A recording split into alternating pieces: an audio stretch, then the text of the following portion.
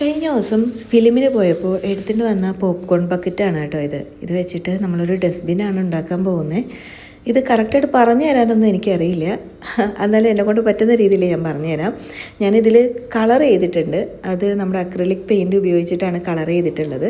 അതുപോലെ നമ്മൾ വേറൊരു ബക്കറ്റ് കൂടി എടുത്തിട്ട് അതിൻ്റെ ടോപ്പിൽ കുറച്ച് പോർഷൻ നമ്മൾ കട്ട് ചെയ്ത് കളയുന്നുണ്ട്. കട്ടിങ് വൺ പരാജയമായിരുന്നു കേട്ടോ. പിന്നെ ഞാൻ കത്രിക തന്നെ എടുത്ത് യൂസ് ചെയ്തു. കട്ട് ചെയ്ത് നമ്മളത് എടുത്തിട്ടുണ്ട്. നമ്മൾ അതിൻ്റെ മേലെ വെക്കുമ്പോൾ അത് ഈക്വലായിട്ട് നിൽക്കണം. അതിന് വേണ്ടിയിട്ടാണ് അതിൻ്റെ ടോപ്പ് പോർഷൻ കുറച്ച് കട്ട് ചെയ്ത് കളഞ്ഞത്.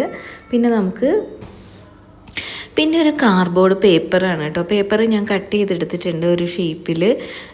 പേപ്പർ ഇത് കാണുന്ന ഷേപ്പ് കണ്ടോ, അങ്ങനെ കട്ട് ചെയ്തെടുത്തിട്ടുണ്ട്. ഈ പേപ്പറിൽ ഇത് നിൽക്കുമോ എന്നുള്ളത് എനിക്ക് ഡൗട്ടായിരുന്നു.